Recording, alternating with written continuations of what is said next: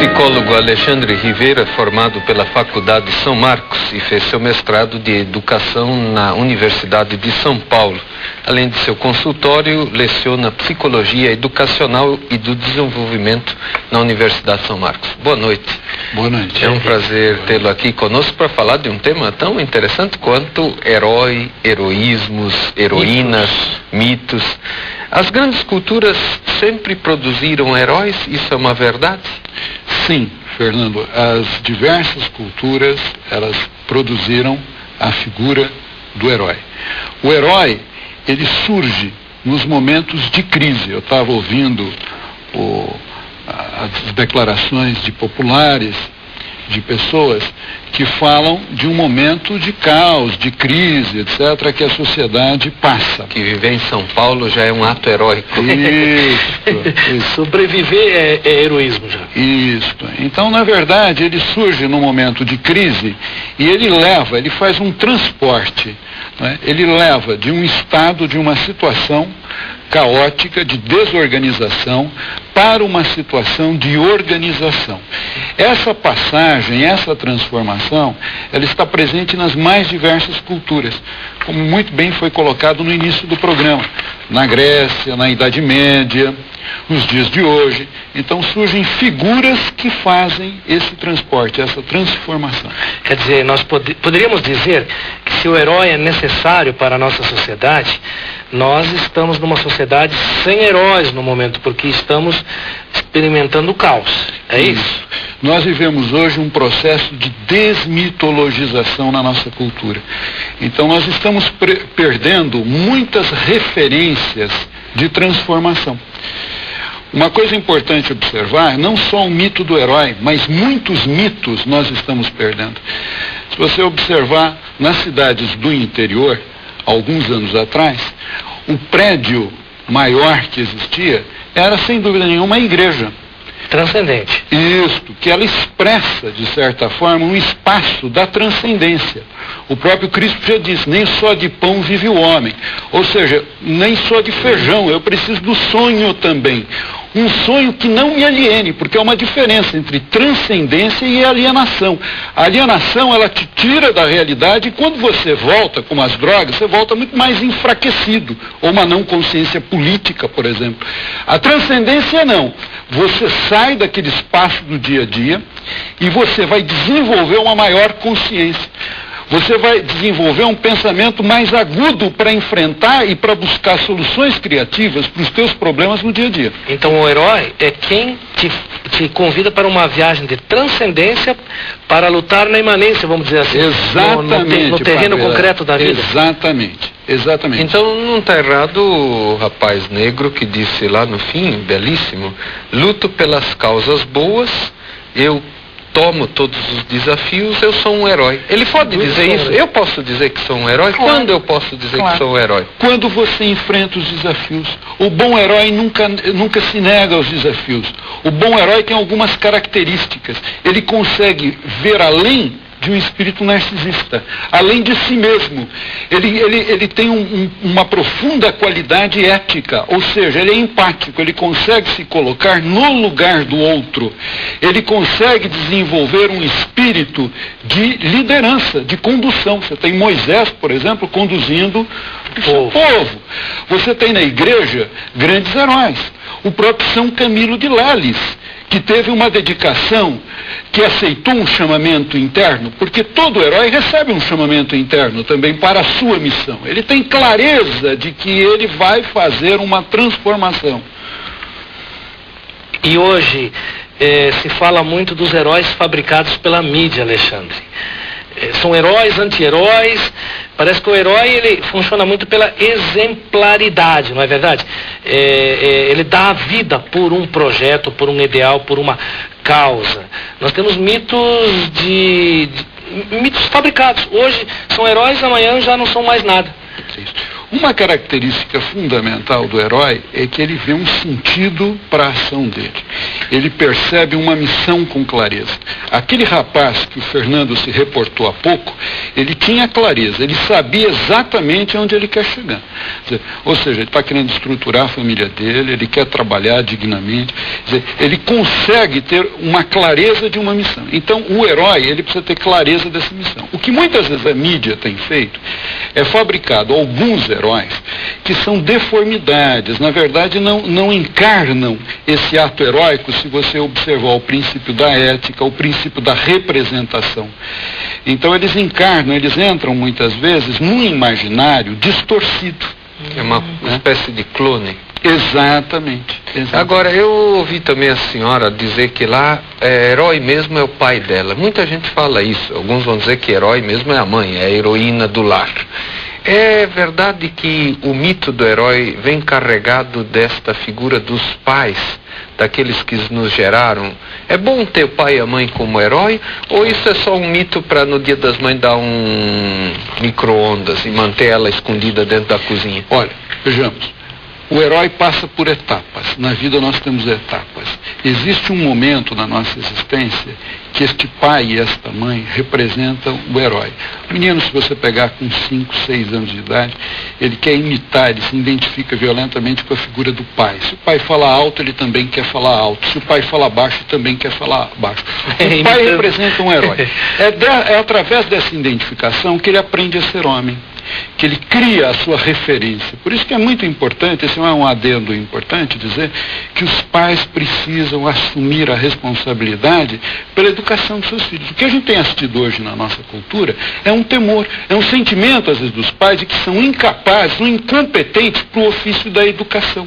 E acabam transferindo essa responsabilidade aos educadores profissionais. Pai herói não é uma bobagem, então. Só não. Pai amigão pode ser fraco. Não, o pai deve assumir a responsabilidade e o compromisso de pai e mãe. Amigo você encontra vários, pai e mãe não. Agora, é óbvio que isto passa por diversas etapas. Na adolescência, você muitas vezes busca um outro modelo de herói para se contrapor ao pai, para poder criar a tua identidade. Aquele processo, a tese eu imito na infância, faço antítese na adolescência, e na vida madura eu chego à síntese.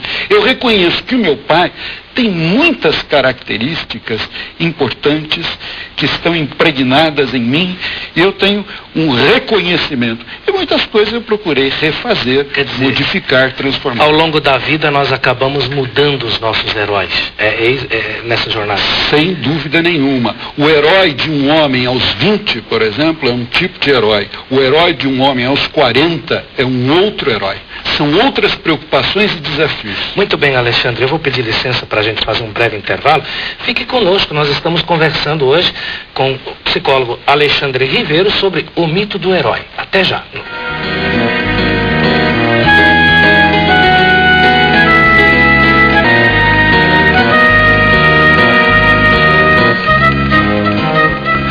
O mito do herói é o tema do nosso programa de hoje. E o nosso convidado é Alexandre Ribeiro. Ele é psicólogo formado pela Universidade de São Marcos e fez mestrado em psicologia na Universidade de São Paulo, na USP. Alexandre, nós estávamos conversando no primeiro bloco aí sobre as várias características do herói, a origem do herói, precisamos de heróis e coisa e tal, né? Não existem heroínas? Sim, o herói, ele tem diversas faces, ele encarna diversas características. Então você pode ter um herói com uma configuração feminina, masculina, né? No caso da heroína, é muito importante analisar, por exemplo, a civilização azteca, que ela dividia, quando a pessoa falecia, morria, em diversos céus. E existe um céu dedicado ao guerreiro que morre em luta, no sentido de liderar um povo, de levar um estabelecimento de uma nova ordem social mais justa. Muito bem, no caso a mulher, se ela morresse em serviço de parto, ela ocuparia o mesmo céu do guerreiro azteca, né? A nossa cultura tem desvalorizado muito os atos heróicos das mulheres. não é? Talvez porque ela valorize muito o consumismo, a prática para o mundo externo, etc. Agora, quando você observa, por exemplo, o ato de gerar um filho, Joseph Campbell deixa isso muito claro. É um ato extremamente heróico, de despojamento, aonde eu vou ceder o meu próprio corpo e correr riscos para poder gerar a vida.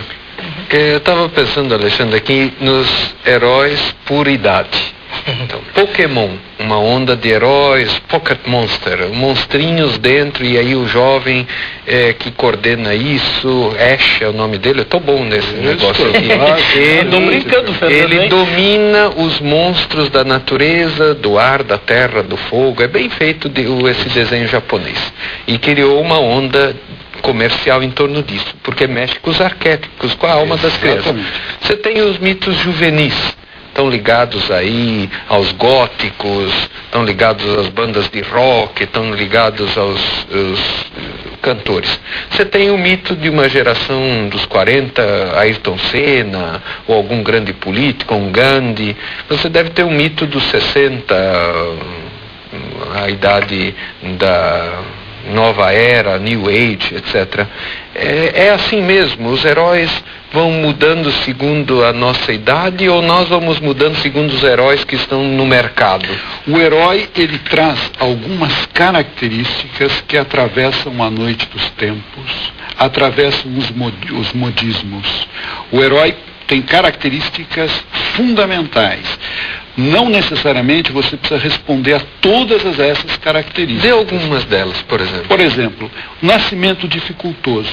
Muitos heróis, quando você analisa o Cristo na dimensão humana, você encontra um nascimento dificultoso. Moisés, você vai analisar o nascimento dificultoso em diversos heróis. O Superman, hoje tem nascimento dificultoso. Ele do planeta de Krypton, e tem problema na Terra se vier Kryptonita. Você tem, por exemplo, uma outra característica. O herói, ele consegue unir o caráter feminino e masculino dentro de si mesmo.